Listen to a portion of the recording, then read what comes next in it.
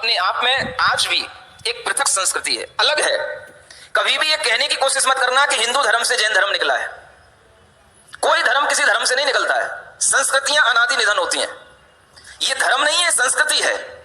अगर आप धर्म को किसी एक व्यक्ति से जोड़ते हो तो वो धर्म होता है, लेकिन ये किसी व्यक्ति से जुड़ा हुआ धर्म नहीं है। ये अनादि काल से प्रवाहित होने वाला धर्म है, इसलिए संस्कृति कहना चाहिए। जैन धर्म नहीं है, जैन एक संस्कृति है, एक जीने का तरीका है, आत्मज्ञान को प्राप्त करने की पद्धति है, इसलिए इसको श्रवण संस्कृति के नाम से कहा गया। इसी को तीर्थंकरों का शासन कहते हैं, अरिहंतों का शासन कहते हैं।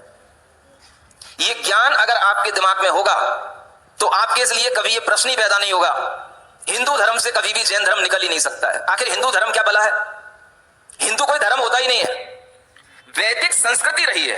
वेदों को मानने वाले लोगों की जो संस्कृति है उसको वैदिक संस्कृति कहते हैं। हिंदू नाम की कोई चीज दिखा दो किसी शास्त्र में लिखी हो, किसी भी रामायण के अंदर, किसी भी महाभारत के अंदर कहीं हिंदू शब्द आया हो, बता देना मुझे। कौन सा धर्म है हिंदू धर्म? ये संस्कृति जिसको मानने में आ रही है वैदिक संस्कृति, उसको लोग हिंदू कह रहे हैं।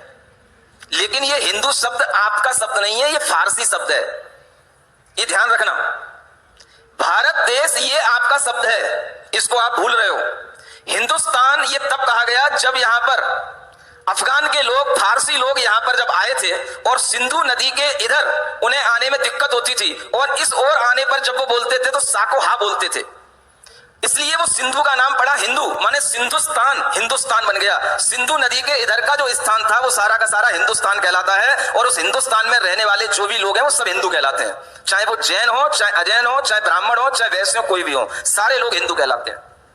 हिंदू कोई धर्म नहीं है, हिंदू एक स्थान का नाम है, इसलिए उसको हिंदुस्तान कहते हैं। हिंदू धर्म से कभी जैन धर्म निकला है ये बात कभी सोचना भी मत। इतिहास पढ़ करके देखना, अगर भगवान ऋषभ देव का वर्णन ऋग्वेदों में मिलता है तो ऋग्वेद बनने से पहले भी भगवान ऋषभ देव थे कि नहीं?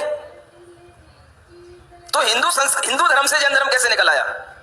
ये बच्चों को पढ़ाओ और बड़ों को भी पढ़ना चाहिए।